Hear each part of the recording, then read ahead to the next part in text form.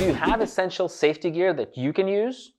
When you take lessons, you have to use a helmet as part of their safety protocol. But most people learning to fly a kite, or even after taking classes, do not use them. In this video, I'll cover the essential equipment you should have when learning kitesurf. Using the correct equipment is essential in the school you take your kite lessons. It is even more vital if you learn by yourself. My name's Tiago Rocha and I'm an IKO examiner with more than 15 years of experience teaching from beginners to instructors, competing in international tours. Having had the experience of learning by myself, I picked up a lot of tricks along the way that I will pass on to you. So if you're interested in knowing more, don't forget to like the video, subscribe for more, and activate the notifications to find out when the next video is out. This one is part of a series about self-learning. Helmets are not just for school insurance. They are an essential thing to have. A couple of reasons come to my mind. If you lose control of your kite in the strong wind while flying or relaunching, you can get pulled and fall, potentially hurting yourself. The head is the most critical organ and should be protected. If you get dragged out of control, upward or down the beach, a helmet may save your life. If you hit a rock, a wall, a tree, a car, or crash onto the ground.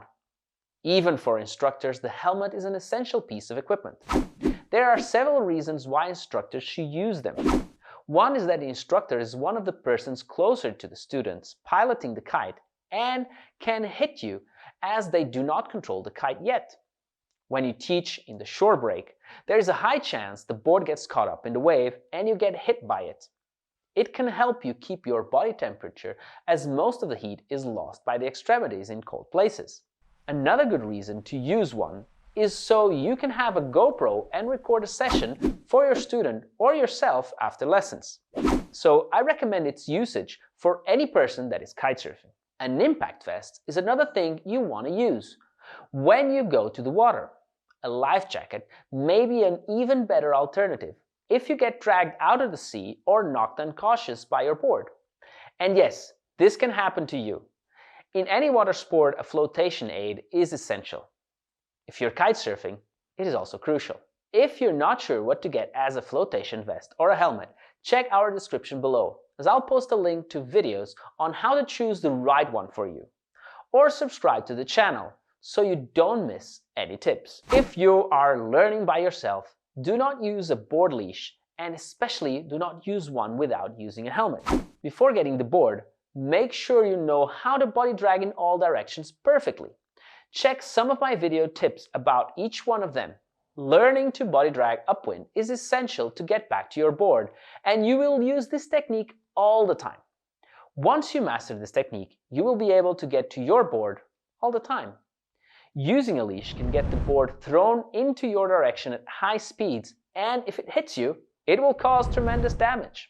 Another thing I recommend is to get a line cutter, a small tool with a blade that can save your life if your lines get tangled up in your harness, your board, some rocks, or yourself. Most harnesses have a small line cutter pocket to store the line cutter, and usually the line cutter will come with your harness. Check when you purchase your harness if it has one or if it is sold separately. Make sure to get familiar with it, taking it out, and use it, as you will only need it in extreme situations. But then there will be no time for you to learn. If you decide to learn by yourself, consider getting this equipment for your practice. But you should still use it even after you know how. Since at the start you don't know if you're even going to like to kitesurf, it might be better to take lessons first, as there you will get all this gear included in the lesson. If you're searching for a place to learn, check out these 6 points to help you find the right school for you. You can find a link above or in the description below. This video is part of a series related to learning by yourself.